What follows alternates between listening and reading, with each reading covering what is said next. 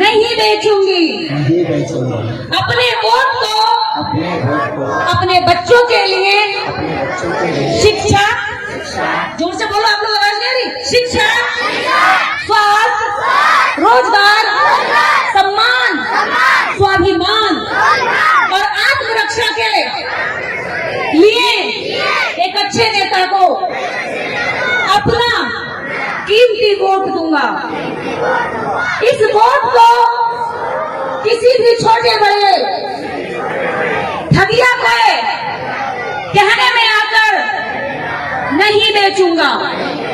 प्रतिज्ञा ली है, वोट नहीं बेचना है किसी को भी, वोट नहीं बेचना। याद रखना, नेता पैसा लेके आए, दुनिया की कोई भी दौलत लेके आए, वोट नहीं बेचना है। वोट बेचा तो अपने बच्चे बेच दिए, बीवी बेच दी, सम्मान बेच दिया।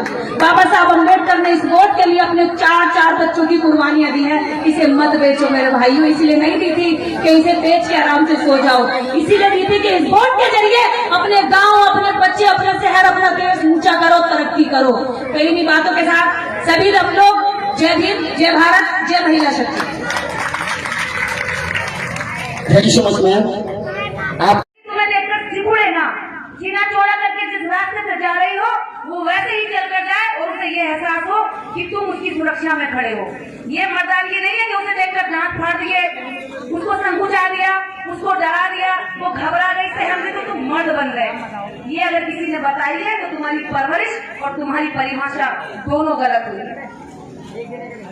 और लड़कियों से भी कह देना चाहती हूँ, बहुत कुछ है बाबा साहब के बारे में बोलने के लिए, उस पर ना जा करके मैं उन चीजों को बताऊंगी जो आज जीने के लिए जरूरी है, जो संघर्ष के लिए जरूरी है, जो इस समाज, इस दुनिया में खड़े होने के लिए जरूरी है। आप यदि चल रही हैं और आप यदि सही रास्ते पर चल रही हैं, दुनिया की किसी ताकत से मत डरिए। बाबा साहब के विचार आपको हर कदम शक्ति देंगे। आप बाबा साहेब को पढ़िए, आप सावित्रीबाई फुले को पढ़िए।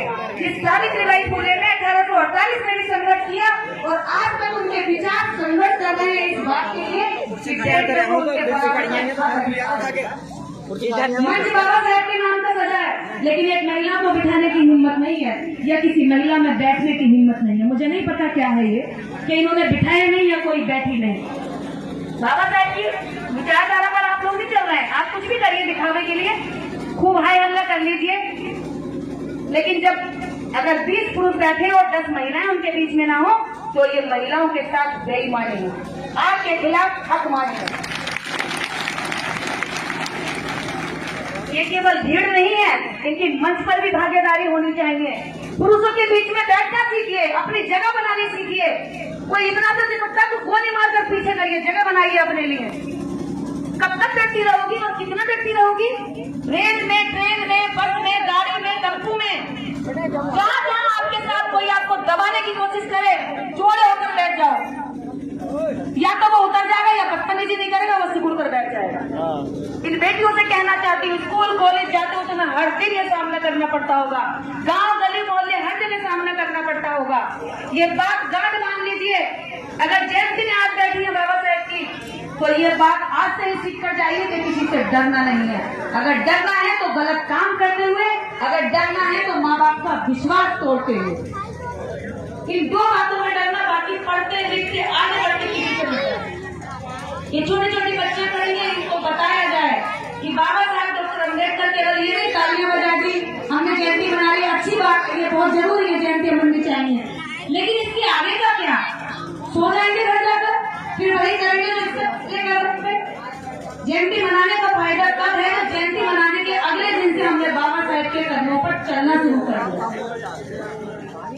क्या सारे लोग ऐसा करने के लिए तैयार हैं? बताओ, ये महिलाएं कितनी कहती है कि हाँ हम अपने बच्चों को डॉक्टर अम्बेडकर बनाएंगे, कल से ही मेहनत करेंगे, उनको पढ़ाएंगे।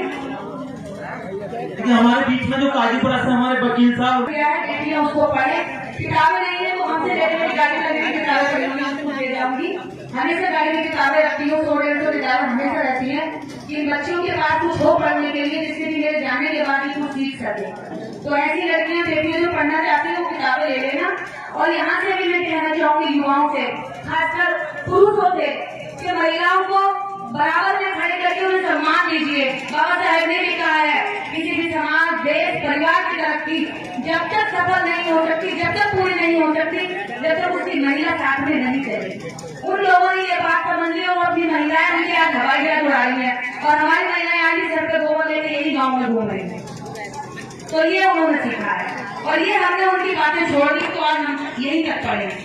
शक्ति संचालन आपके पास नहीं है। ये समाज इतना गर्व करता है बाबा साहेब की जयंती मनाने में। ये समाज ये बता दे कि ये बीड़ी पीता है, इतने लोग यहाँ पर बीड़ी पीते हैं, कोई एक आदमी बता दे कि मैं बीड़ी की फैक्ट्री का मालिक हूँ, है क्या कोई मालिक?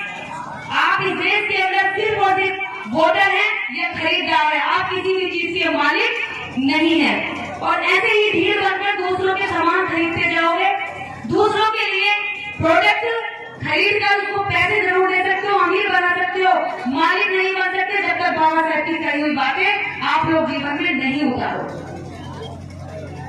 सारे लोग आज कान बांधने की नशा नहीं करना, गांव में नशा हो चुका है, खोखला हो चुका है समाज। पूरे गांव में गली मोहल्ले में यह दारू दिखती है, हर गांव के बाहर ठेके खुलवा दिए हैं। किसी परिवार को, किसी समाज को अगर बर्बाद करना हो तो उसे दारू दे दो, गोली बंदूक से उसे मारने की कोई जरूरत ही नहीं है, वो खुद पी के मर जाएगा। तो आप लोगों को ऐसे ही मारा जा रहा है। मेरे भाइयों, मेरे पिता तुल्य बुजुर्गों, ये बात समझो, अपने बच्चों को नशे से बचाओ कि आने वाली पीढ़ी वक्त से पहले इसको सुधार लो, नहीं तो खोखला हो जाएगी और हम लोग सब बर्बादी की तरफ जा रहे हैं। बाबा साहब की जयंती पर यही संदेश है, नशा छोड़ दें, बच्चों को पढ़ाएं, महिलाओं को बराबरी दें और बाबा साहब की कई सारी बातों को माने और उन पर अमल करें। इसी के साथ जय भीम, जय भारत, आप सबका मंगल हो और पूज्य बंदे जी को